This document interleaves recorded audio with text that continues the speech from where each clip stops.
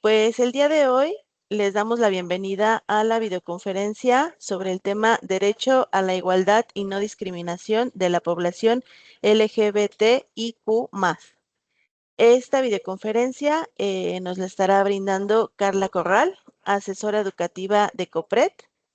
Y bueno, esto va a ser en el marco del 17 de mayo, Día Internacional contra la Homofobia, la Transfobia y la Bifobia. ¿Ok? Y muy bien, pues le cedo el micrófono a la licenciada Carla Corral. Muchas gracias. Bueno, gracias por la invitación y también por el compromiso de estar acá el día de hoy, por compartir con nosotras.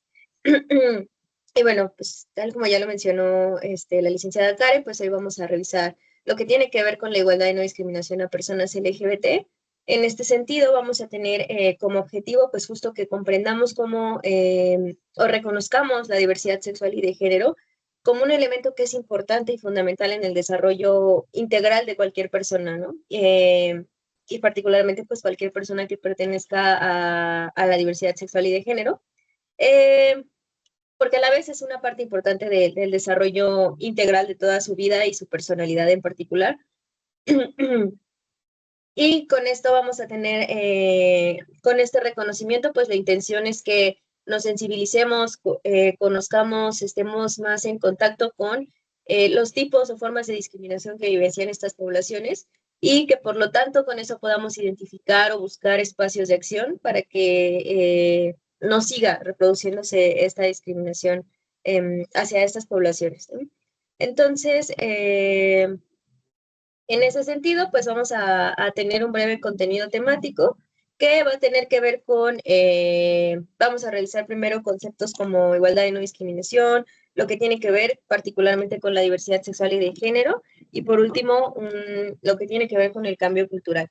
Entonces, vamos a, ¿le puedes cambiar por favor a la, creo que es la quinta? Vamos a empezar con me voy a tratar de ir un poco rápido para que tengamos un espacio para discutir, platicar, dudas, comentarios, etcétera. Entonces, bueno, primero vamos a revisar lo que tiene que ver con los conceptos de igualdad y no discriminación, empezando por esto, ¿no? La discriminación, según este autor, que es un investigador en torno al tema, nos dice que se trata de una conducta, que esta conducta es cultural y que esta conducta, al ser cultural, también va a ser sistemática y también va a ser socialmente extendida. Esta conducta tiene que ver con desprecio contra personas o grupos de personas sobre la base de prejuicios negativos o estigmas relacionados con una desventaja inmerecida y va a tener por efecto intencional o no dañar derechos y libertades fundamentales. ¿Qué es importante de esta definición o qué me parece importante señalar? Una de ellas es que nos menciona que tiene que ver con prejuicios negativos o estigmas relacionados con desventajas inmerecidas. Eh, Esto tiene que ver con construcciones previas que nosotras hacemos por una particularidad que tiene alguna persona o algún grupo de personas. No es en sí que sea una desventaja, que sea una, digamos, como no es una propia desventaja, no es algo malo en sí mismo, sino que socialmente se considera como algo malo, como algo negativo, ¿no? Eh, y esto pues tiene que ver con cualquier cosa que pueda ser parte de la personalidad o de la identidad de las personas, ¿no? En este caso, particularmente en este tema, pues con ser parte de la comunidad LGBT, ¿no? El ser lesbiana, bisexual, homosexual, ser una persona trans, ser una persona no binaria, etcétera, etcétera, eso va a ser percibido como algo negativo y por lo tanto se va a convertir en una desventaja inmerecida.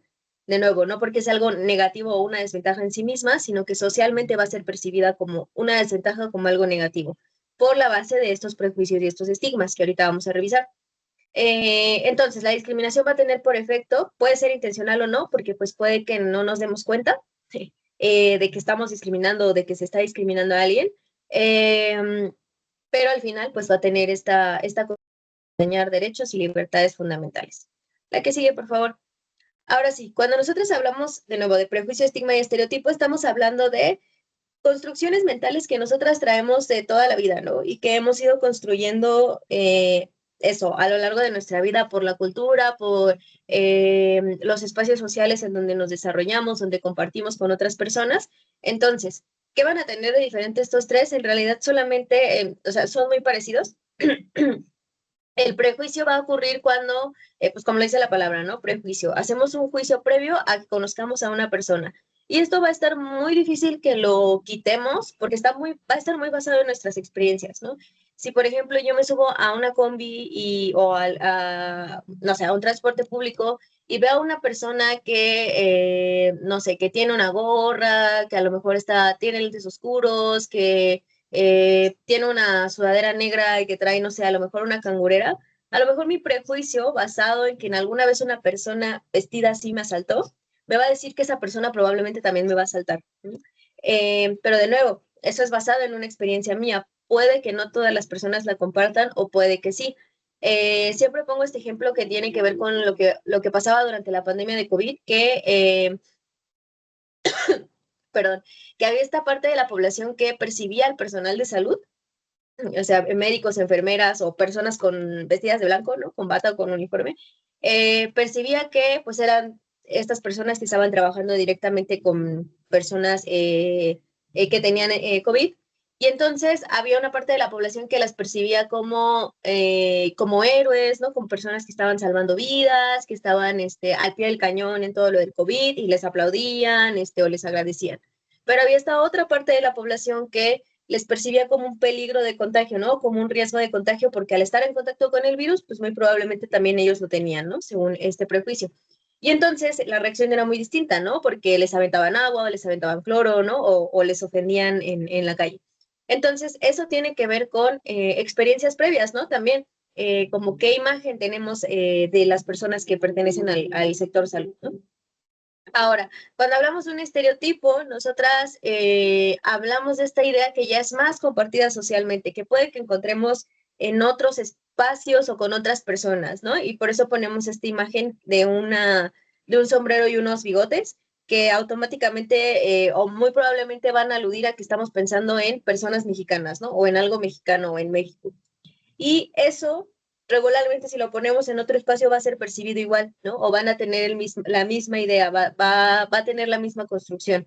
Pensemos en que estereotípicamente hay una forma de ser mexicano, ¿no? Que tiene que ver con esto, con ponerse un sombrero y tener bigote, como también tiene que ver con que México es un país violento, ¿no? Que los mexicanos son violentos, que los mexicanos trabajan mucho, que los mexicanos son muy fiesteros, que les gusta mucho el alcohol, la fiesta, etcétera, etcétera, ¿no?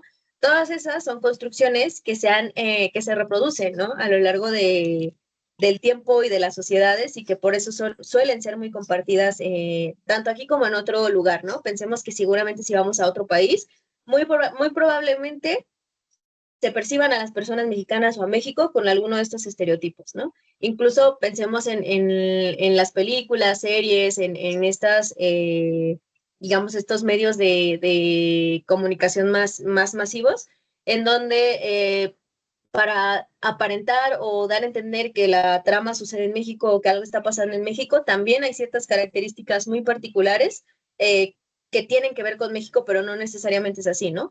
Digamos, si quieren montar una escenografía mexicana, le van a poner a lo mejor un lugar desértico, un cactus, ¿no? Personas vestidas así con un zarape, sombrero, bigotes, le van a poner este tono amarilloso, ¿no?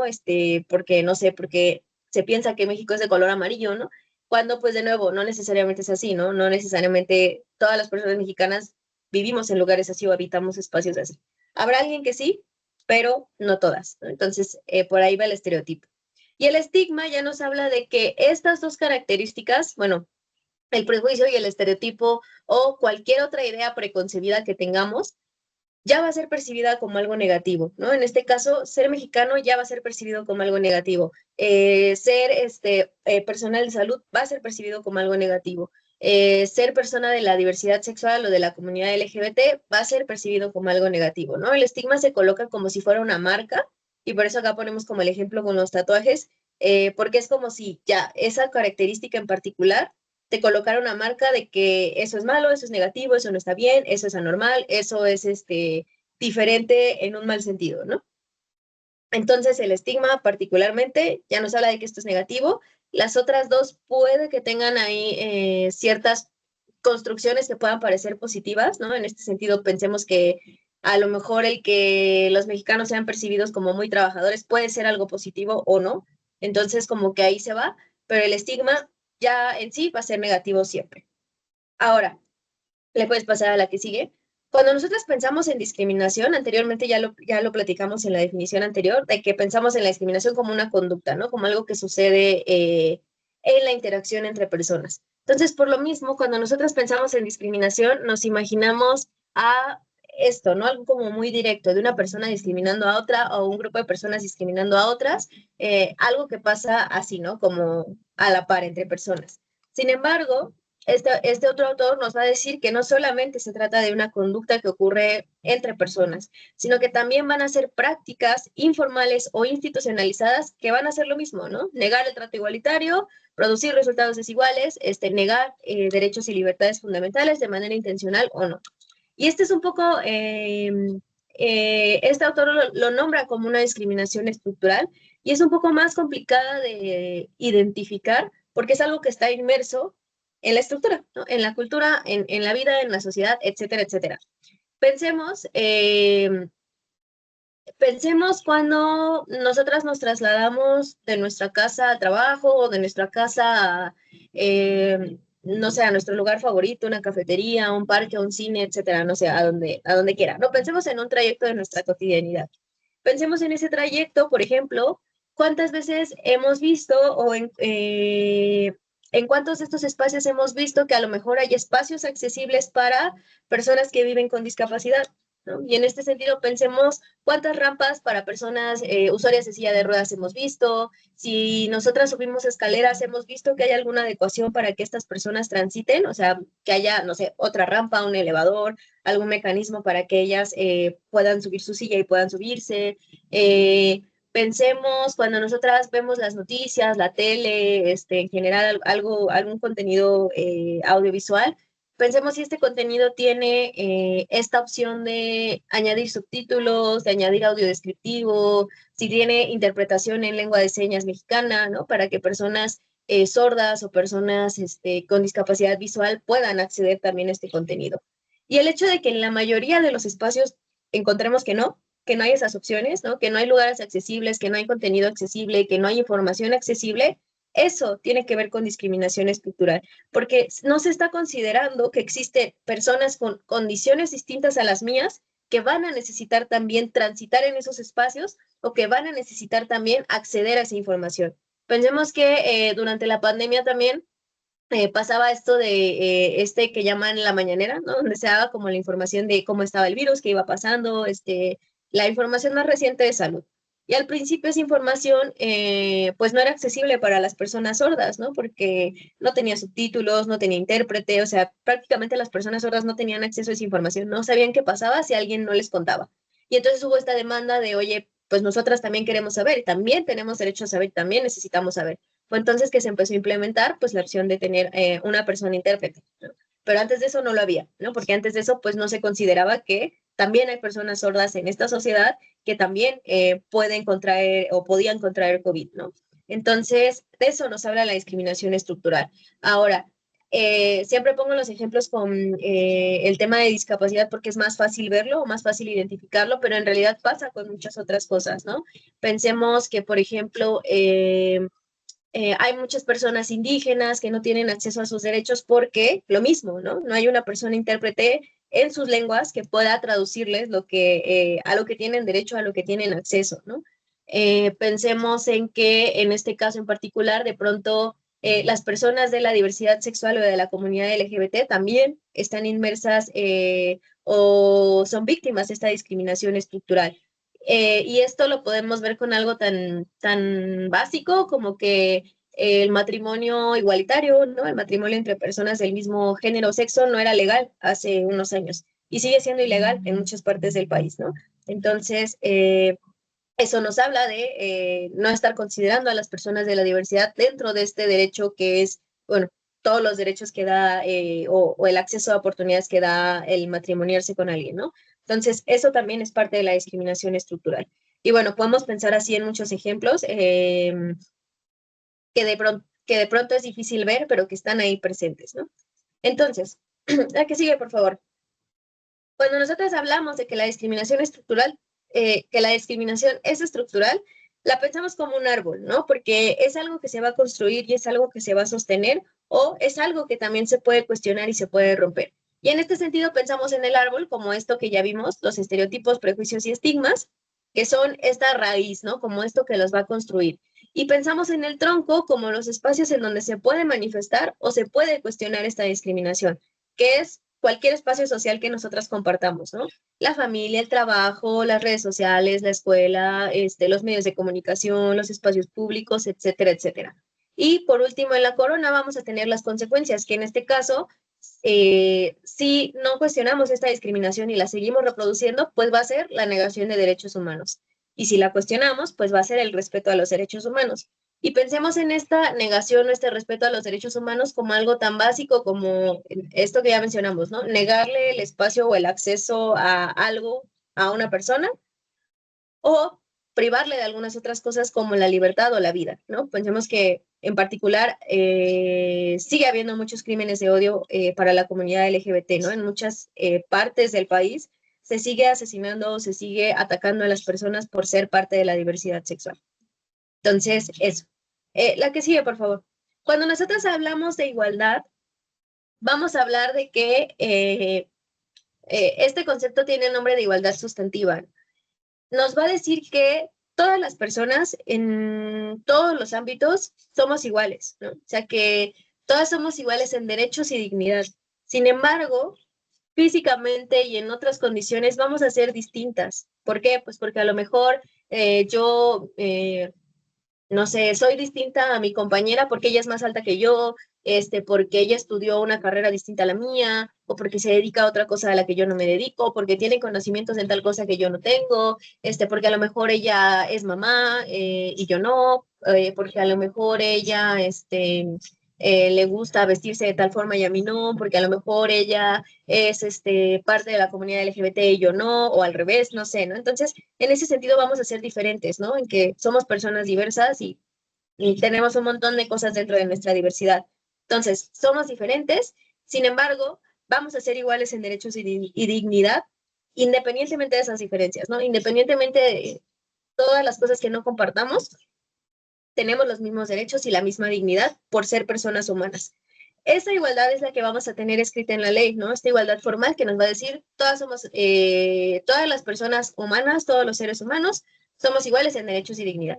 Sin embargo, en la realidad, a partir de estas diferencias que nos construyen, vamos a tener que, a veces, dar tratos diferenciados que tengan una justificación y que esta justificación sea sentar bases de igualdad para el acceso a derechos y oportunidades. Volvamos al ejemplo que pusimos anteriormente con las personas con discapacidad. eh, Va a haber tratos diferenciados hacia las personas con discapacidad que tienen una justificación en sentar bases de igualdad. Por ejemplo, el que yo me suba al metro y tenga que subir escaleras y bajar, va a ser que me canse, ¿no? A lo mejor, a lo mucho. Porque no tengo alguna condición física que me impida hacerlo, ¿no? Entonces, sí, me voy a cansar de estar subiendo y bajando escaleras, pero digamos que tengo la opción, ¿no? O sea, como, es decir, si, no, no, a ver, pongamos, pensemos, si una persona con discapacidad quiere acceder al metro, no sé, pensemos en una persona usuaria de silla de ruedas y no hay un espacio para que pueda acceder, una forma para la que pueda acceder que no sean las escaleras, entonces no va a poder acceder, ¿no? A menos que alguien le ayude, que alguien le cargue su silla, pero autónomamente y solita no va a poder acceder, ¿no? Yo podría no acceder porque me da flojera subir o bajar las escaleras, pero sí puedo, ¿no? Porque sí tengo la opción, sí tengo la opción de transitar por las escaleras, pero esta persona no la tiene, ¿no? O sea, si no hay este espacio, no puede acceder. Entonces, el trato diferenciado va a ser que yo haga este ajuste necesario para que esta persona también pueda acceder, también tenga su opción. Y entonces instalo un elevador o instalo una rampa o instalo un mecanismo en las escaleras para que se puedan subir y bajar. Y eso es un trato diferenciado, ¿no? Y yo podría decir, no, es que me están discriminando porque yo no tengo elevador. Es como, pues sí, no tienes elevador, pero si lo hay o no, de todas maneras tú puedes acceder, ¿no? No pasa nada.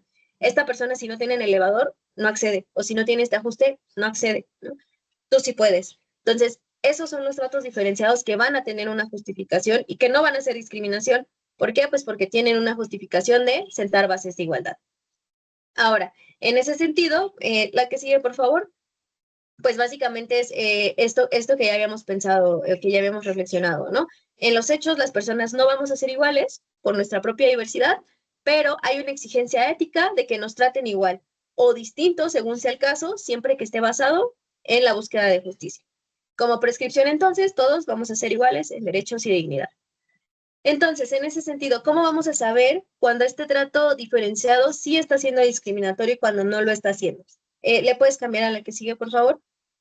Vamos a detectar que un trato es diferenciado cuando tenemos un trato, un trato que es diferenciado y no está justificado, ¿no? O sea, que no tiene esta intención de sentar bases de igualdad.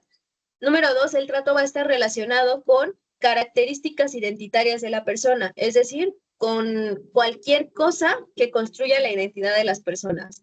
Cómo se ve, cómo se viste, cómo habla, con quién se relaciona, qué le gusta, qué no le gusta, cómo camina, cómo transita en el espacio, etcétera, etcétera, etcétera.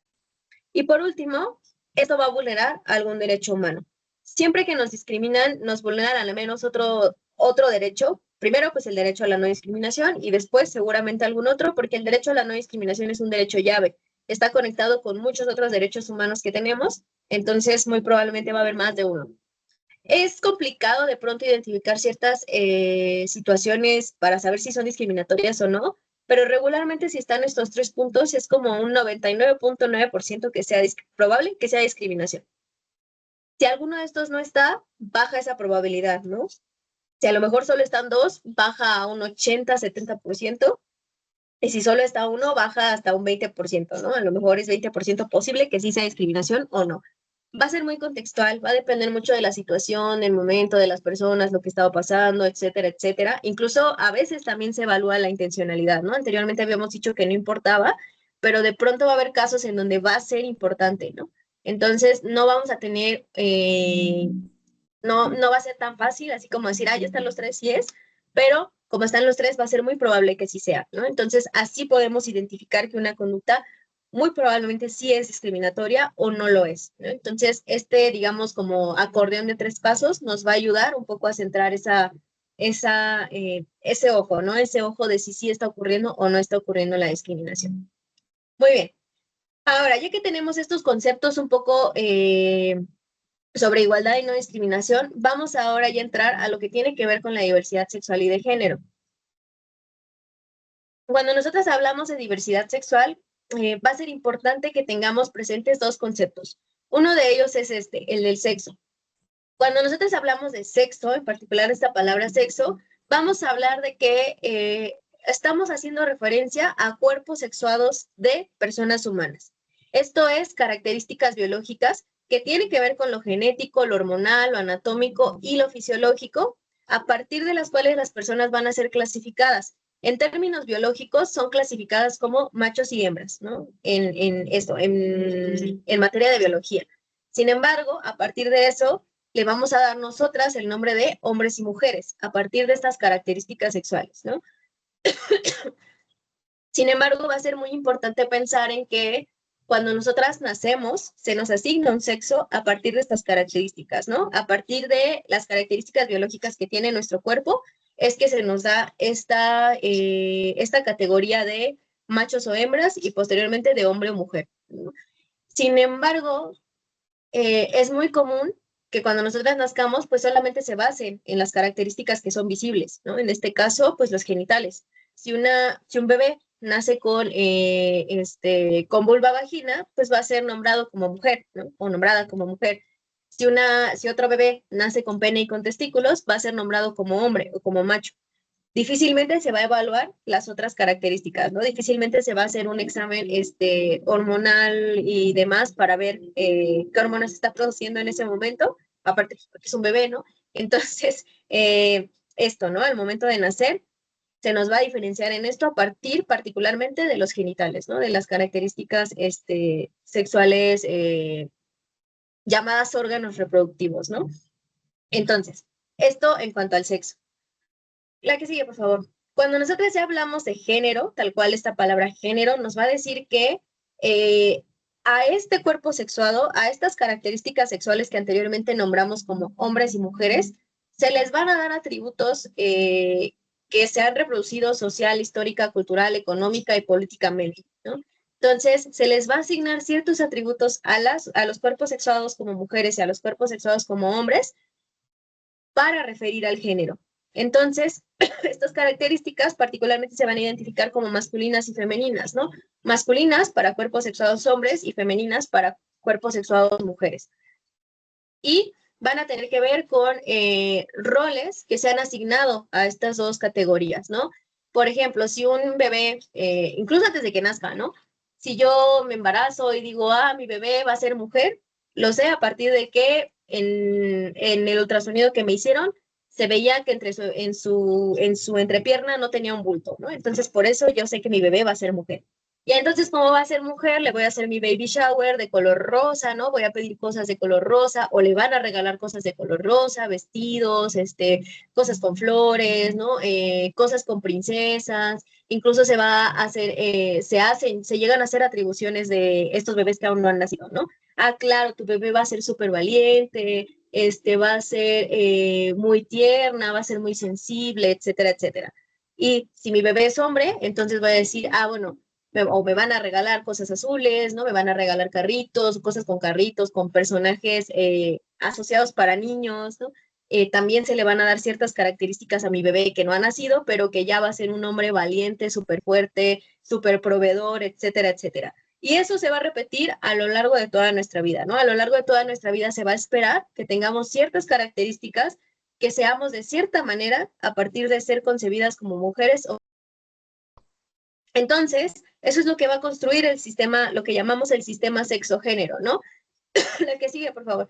Que al final va a ser una construcción histórica, política, social, cultural, económica, geográfica, de lo que van a tener que ser las mujeres y los hombres en ese momento en particular, porque lo que se va a considerar propio de cada sexo o cada género va a cambiar en cada época. Es decir, no es lo mismo lo que significa ser mujer o ser hombre ahorita a lo que significaba ser mujer y ser hombre hace 20.000 años, ¿no? O incluso lo que significaba en otro lado del mundo. Pienso mucho, por ejemplo, en estas características que son asociadas a lo femenino o lo que actualmente son asociadas a lo femenino, como puede serlo el maquillaje, el pelo largo, no sé, dejémoslo en esas dos, que anteriormente eran características de masculinidad, ¿no? En Europa, en otro siglo, el maquillaje y el pelo largo era algo que resaltaba cosas de masculinidad en los hombres, ¿no? O sea, entre más maquillaje tuvieras y entre más pelo para peinar tuvieras, eras más masculino, ¿no? Entonces, también va a cambiar dependiendo de la época. Y a partir de esto, pues se van a construir pautas y expectativas y por lo tanto se va a organizar la vida colectiva, lo cual en ocasiones puede producir desigualdad, ¿no? Es decir, a partir de estas construcciones o de estos roles de género, hay una vida social que se moldea en torno a eso y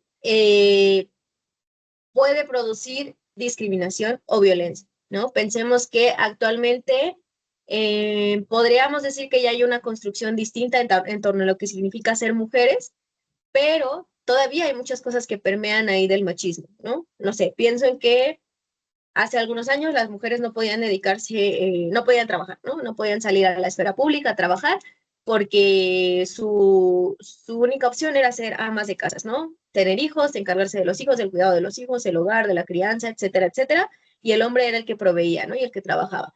Actualmente podríamos decir, claro, ¿no? Las mujeres ya pueden trabajar y pueden decidir no ser madres, ¿no? Y pueden decidir, o sí serlo, pero bueno, ya es una decisión que pueden hacer libremente. Sin embargo, sigue pasando que en el trabajo las mujeres de pronto ganan menos dinero que ganan los hombres por hacer el mismo trabajo, o sigue pasando que son víctimas de violencia o acoso en el trabajo, sigue habiendo feminicidios, ¿no?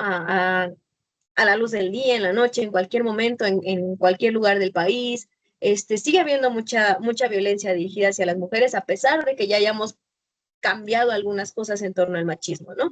Entonces, de eso va esta cuestión de construir una vida colectiva que produce desigualdad.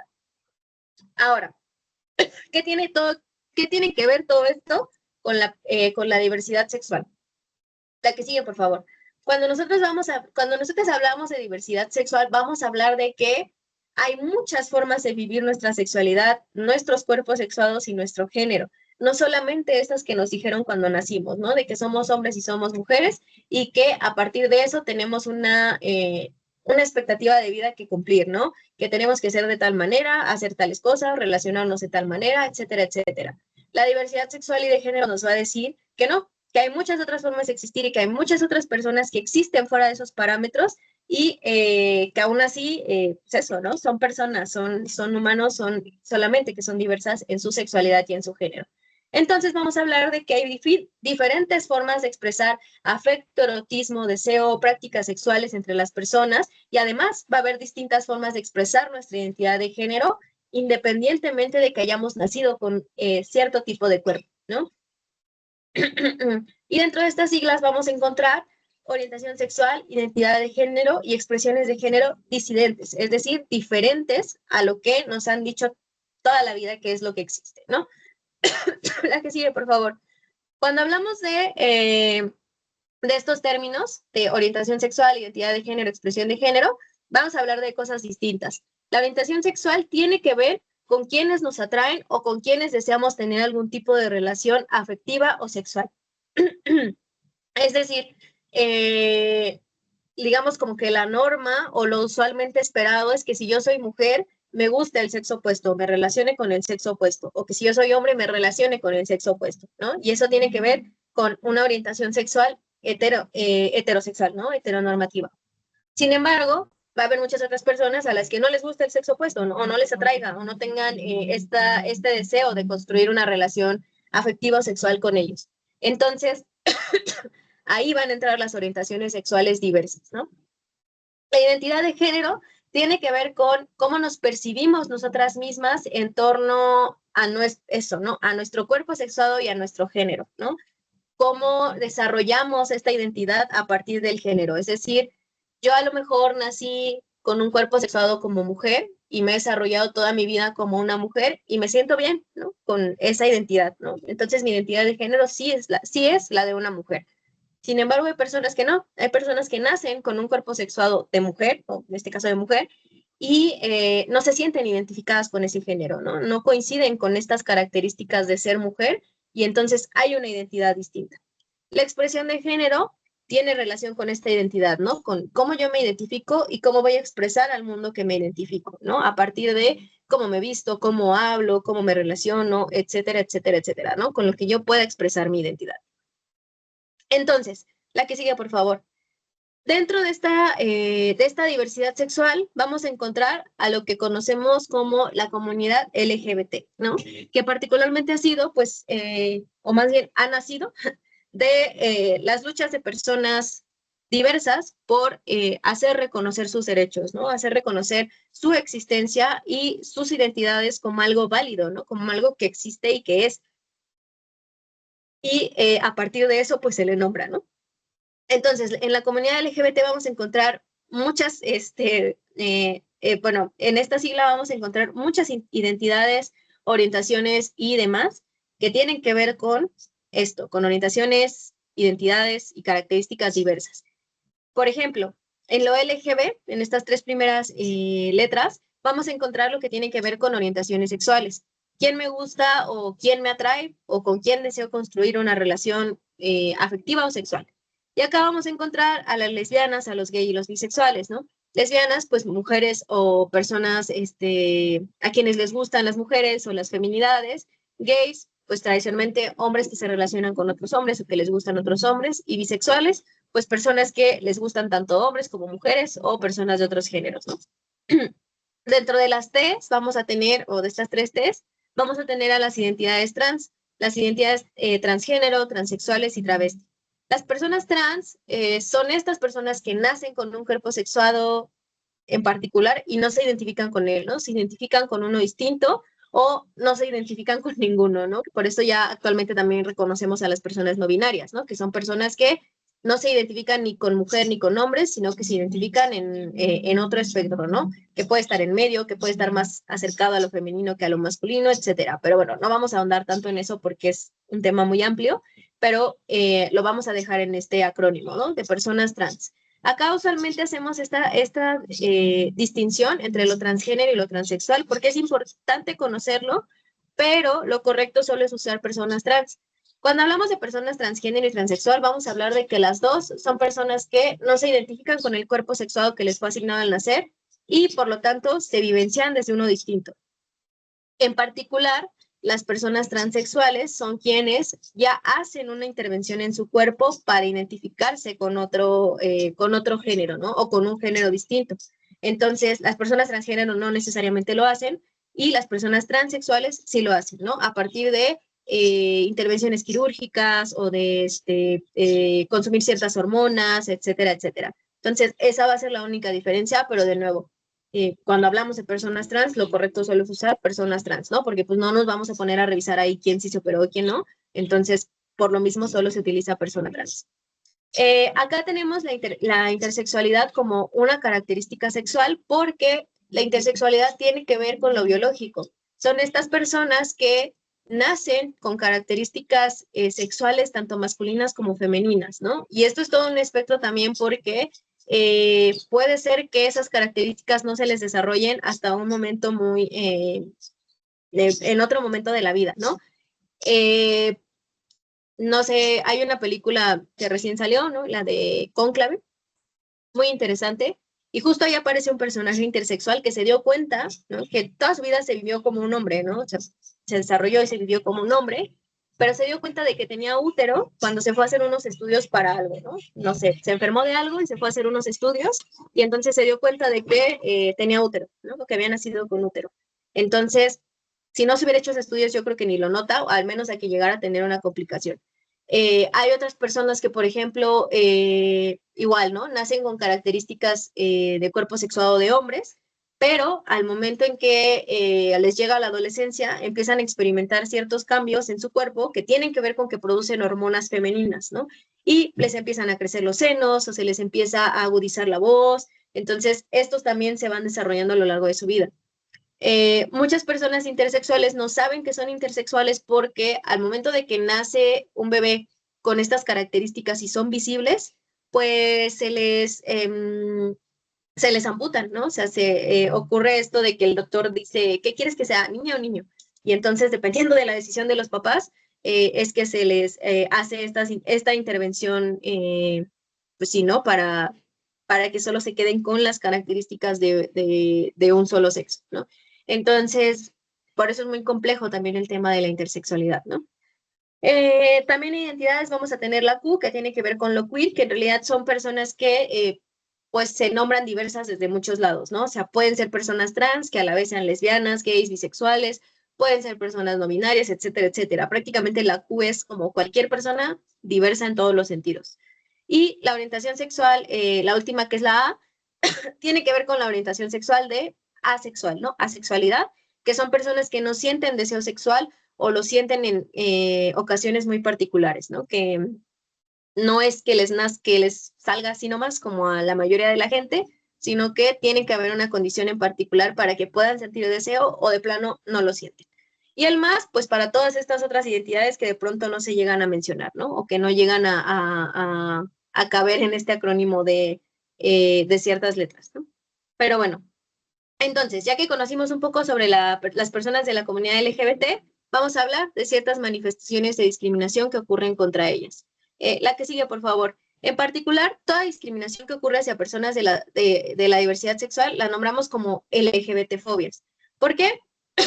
Pues porque las fobias tienen que ver con algo particular que es construido. No es que nos den miedo las personas de la diversidad sexual, no es porque eso es lo que entendemos como fobia, sino que hay cierto tipo de conducta que ocurre hacia personas de la diversidad sexual. Pensemos en las fobias. Las fobias suelen ser algo que se construye de cierta manera irracional. No es que sea tonta, no es que no sea válida, sino que llega a no tener mucho sentido desde lo racional. Puede que yo le tenga fobia a las arañas porque una me picó y me dolió mucho, o puede que le tenga fobia porque una vez vi a mi papá tratando de matar una araña y fue el peor momento de su vida, ¿no? Y gritaba y corría y le daba mucho miedo y entonces a partir de eso me dan miedo las arañas, ¿no? Es un ejemplo.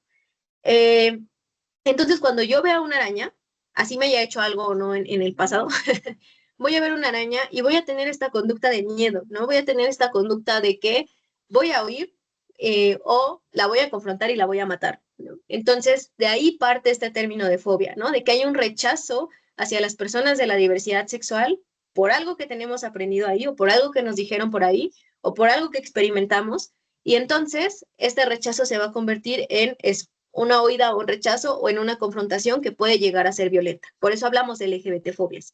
Y a partir de ahí vamos a encontrar muchas formas de discriminación.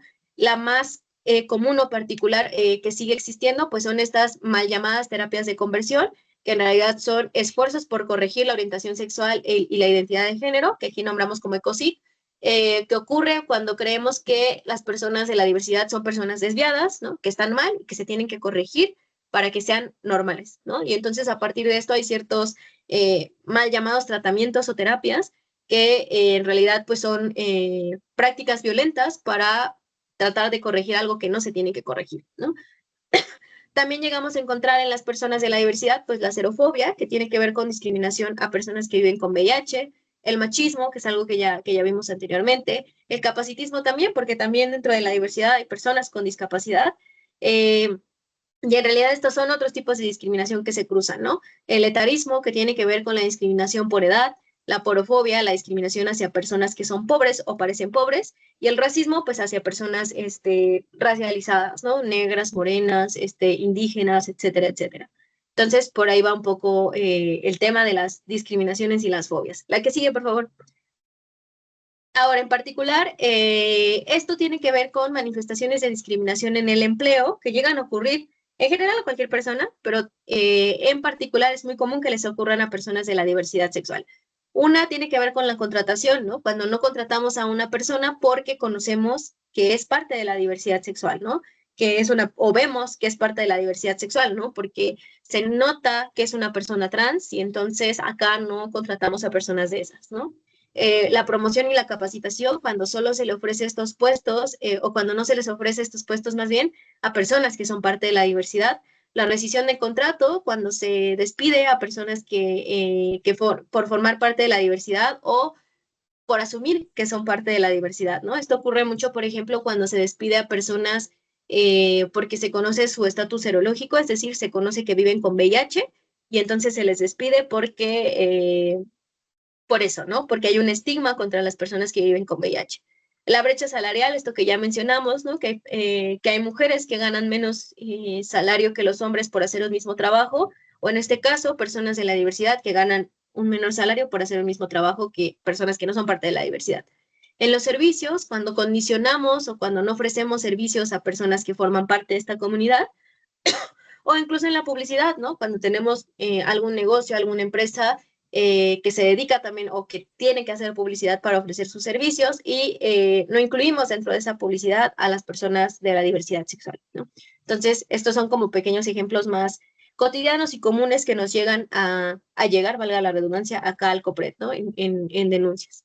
Y bueno, ya para ir cerrando, vamos a ver lo que tiene que ver con cambio cultural, ¿no? Como con qué podemos hacer ante toda esta situación o también qué se hace desde el COPRED, ¿no? Desde el Consejo para Prevenir y Eliminar la Discriminación. Bueno, la que sigue, por favor. Acá hay una serie de acciones muy cotidianas, muy comunes, fáciles, sencillas que podemos implementar en nuestro día a día. Una de ellas es que no asumamos el género o sexo o la orientación sexual de una persona por cómo se ve, ¿no? O por cómo habla, por su tono de voz, por cómo por cómo todo lo que tenga que ver con una primera impresión. Siempre podemos preguntar, ¿no? Siempre podemos dirigirnos a alguien, así como nos acercamos a preguntarle su nombre, para preguntarle qué pronombre usa, ¿no? Porque, por ejemplo, a lo mejor yo, por mis características físicas, soy leída como una mujer, ¿no? Y entonces en cualquier lado que vaya me van a leer como una mujer, pero a lo mejor no me identifico como una mujer, a lo mejor me identifico como una persona no binaria y el pronombre que utilizo es distinto al que se ve, ¿no? O al que se asume que tengo. Entonces, siempre podemos acercarnos y preguntar, hola, cuál es tu nombre y cuál es tu pronombre, ¿no? O incluso invitar, ¿no? Invitar a que las personas también lo digan, de, hola, yo soy Carla y me identifico con el pronombre ella. ¿Tú cómo te llamas, no? Y eso ya invita a que también la persona pueda decirnos si se identifica con algún pronombre en particular. Y también esto, ¿no? Como de no asumir orientaciones sexuales de las personas solo por cómo las vemos, ¿no? Y decir, es que fulanito se ve que es gay, ¿no? Porque camina muy afeminado. Es que fulanito se ve que le gustan los hombres porque, no sé, ¿no? Porque usa rosa, no sé, ¿no? Algo así. No podemos asumir eso sin que alguien nos lo haya compartido en particular.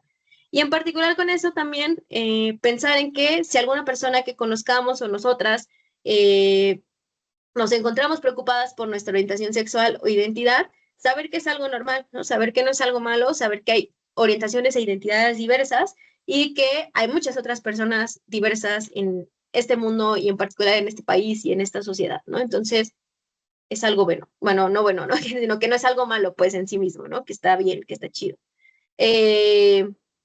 Y solo por eso, ¿no? Porque no hay cosas buenas ni malas en sí, sino que es algo aceptable, ¿no? Algo normal.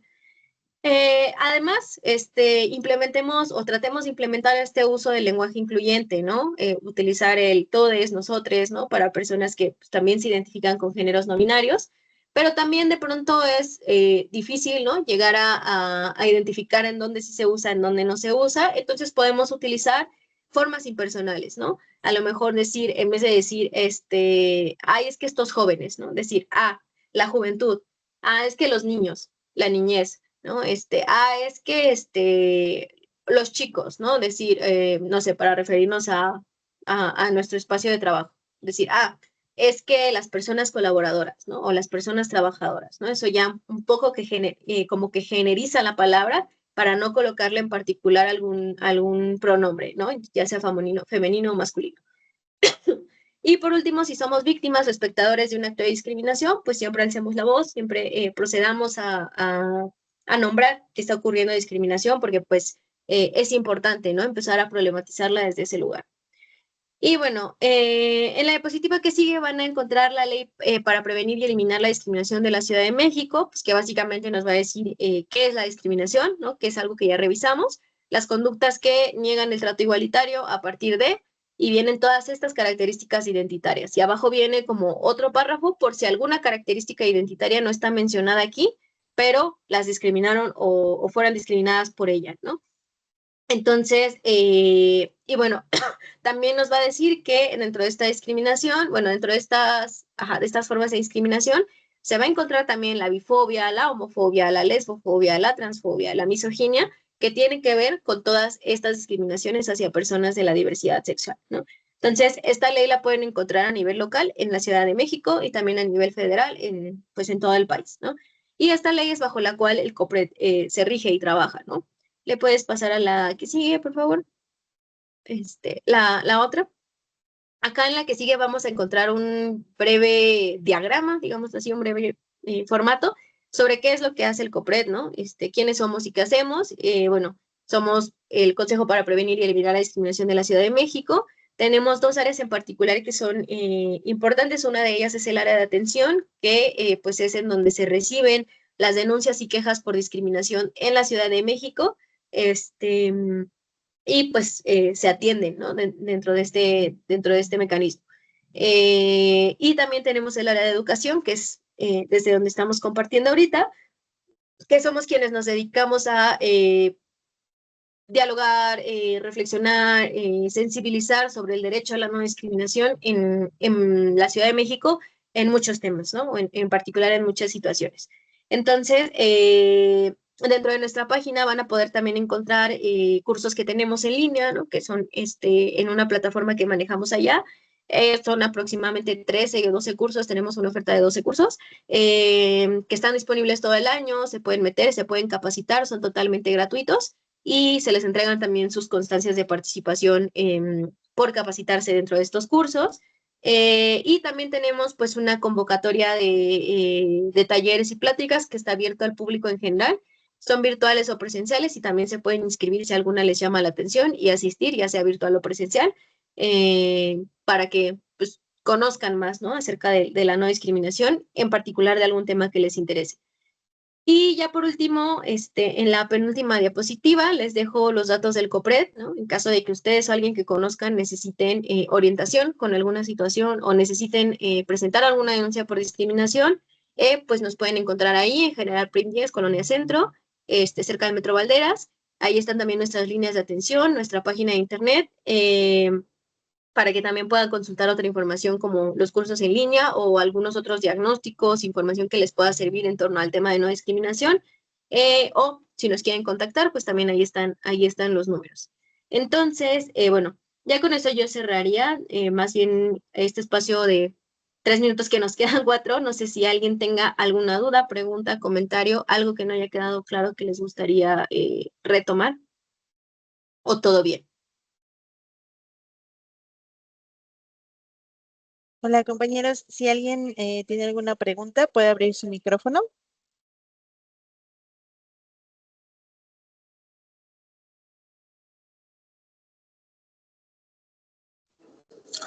Bueno, yo nada más quisiera, buenos días, comentar que, bueno, este sí es un tema un poquito complicado y complejo. Muchas veces sí es complejo para explicarlo, eh, para transmitirlo también tiene sus bemoles. Entonces, esos cursos que ustedes ofrecen, yo creo que pueden ir solventando algunos de esos huequitos, ¿no? Que pudiera uno tener para poder explicar esto con más claridad. Bueno, solo quería comentar eso. Gracias. Sí, muchas gracias, Juan, por compartirnos. Justo, es un tema muy complejo y además pesado, ¿no? Porque llevamos como, pues no sé, ¿no? Yo tengo 26, casi 27 años, ¿no? Entonces es como, llevamos 27 años, más de la mitad de nuestra vida, aprendiendo que hay una sola forma o una forma correcta de existir en cuanto a la identidad de género o la orientación sexual, ¿no? Entonces, como empezar a entender otras perspectivas, empezar a entender que no ha sido así, ¿no? Porque en realidad las personas de la diversidad han existido siempre, ¿no? Es solo que recientemente empezaron a tener más visibilidad las situaciones que atravesaban, ¿no? Entonces, es como muy complejo destruir, deconstruir todo esto que hemos aprendido y empezar a aprender cosas nuevas, ¿no? Es complejo en el sentido de que pues sí está difícil, ¿no? Como entender tantos conceptos y procesarlos y empezar a implementarlos, pero también es complejo emocionalmente, ¿no? O sea, es complejo como que de pronto se mueva toda una perspectiva que hay del mundo, ¿no? Y que entonces haya que aprender otra, es muy difícil, ¿no? Es muy difícil transitar ese cambio, pero justo, ¿no? Por eso vamos empezando, ¿no? Esto es una embarrada, ¿no? De lo que tiene que ver con diversidad sexual, o sea, aparte de que es una hora, ¿no? O sea, no nos da tiempo de abordar todo.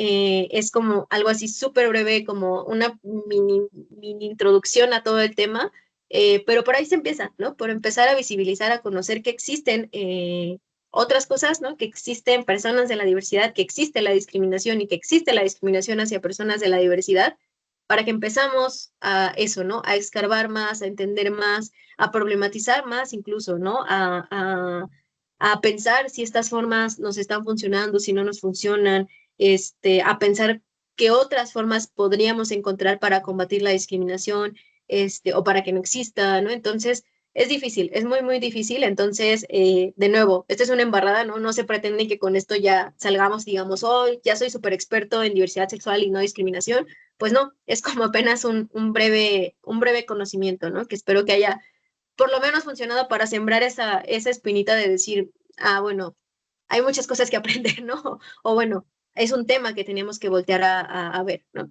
Entonces, bueno, ¿no? Por eso el objetivo era ese, que empecemos a reconocer que existen, ¿no? Y pues sí, ¿no? Se pueden, de nuevo, se pueden acercar a estos cursos en línea o en nuestros cursos presenciales si les interesa saber más del tema. En realidad, a lo largo del año es un tema que trabajamos mucho y particularmente ahorita, justo, ¿no? Con este marco de el día de la no discriminación, o el día contra la bifobia, transfobia, homofobia, y también en particular, pues en junio, que es el día de la diversidad, ¿no? Todo esto que se arma durante todo este mes. Entonces, también es un tema que va a estar muy presente en estos tiempos, ¿no? Y en particular en estos meses. Entonces, pues sí, muchas gracias por esa acotación y comentario. Ok, muy bien. Bueno, si nadie tiene otra pregunta, licenciada Carla, le agradecemos muchísimo su tiempo, este espacio que nos pudieron proporcionar para, como menciona usted, pues sembrar esta semillita, empezar a crear un poco de conciencia, empezar a analizar que si realmente necesitamos prestar más atención a este tema.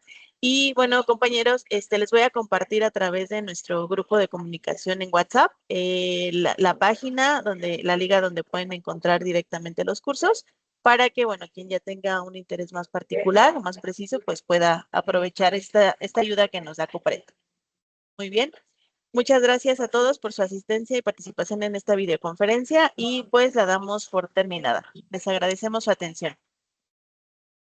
Gracias, cuídense mucho y que tengan bonito día. Hasta luego.